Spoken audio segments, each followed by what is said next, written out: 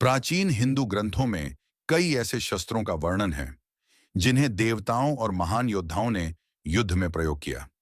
ये शस्त्र न केवल शक्तिशाली थे, बल्कि उनकी शक्ति से सारा युद्ध पलट सकता था। आइए जानते हैं उन 10 घातक शस्त्रों के बारे में जो हिंदू ग्रंथों में प्रमुख रूप से वर्णित हैं।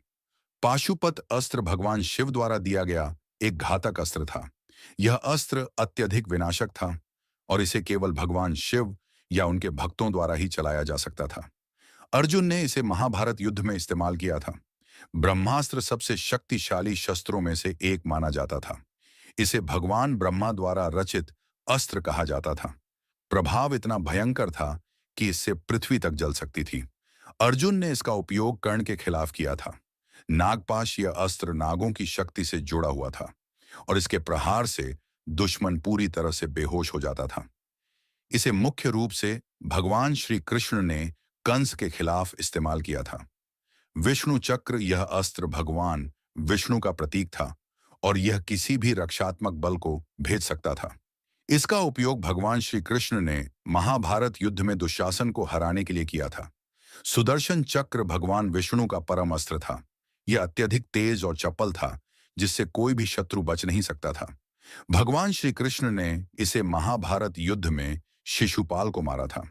गांडीव यह धनुष अर्जुन द्वारा धारण किया गया था और भगवान शिव ने इसे उन्हें दिया था। यह धनुष अर्जुन को महाभारत युद्ध में असाधारण शक्ति और कुशलता प्रदान करता था। अग्निवास्त्र यह अस्त्र अग्नि से जुड़ा हुआ था और इसका उपयोग बड़े पैमाने पर तबाही मचाने के लिए किया जाता था।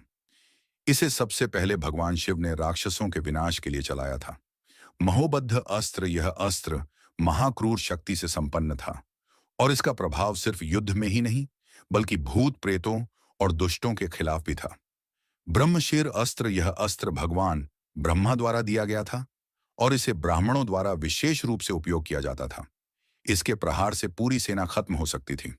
कर्मास्त्र यह अस्त्र कर्मों का प्रतीक था और इसे उस व्यक्ति के खिलाफ उपयोग किया जाता था जिसका कर्म बुरे थे। यह अस्त्र किसी को भी तत्काल मौत की सजा दे सकता था।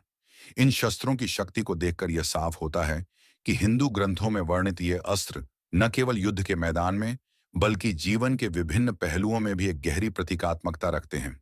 इनका उद्देश्य न केवल नायक को विजय दिलाना था, बल्कि यह भी दर्शाता था कि शक्तियों का उपयोग उचित और धार्मिक मार्ग पर होना चाहिए।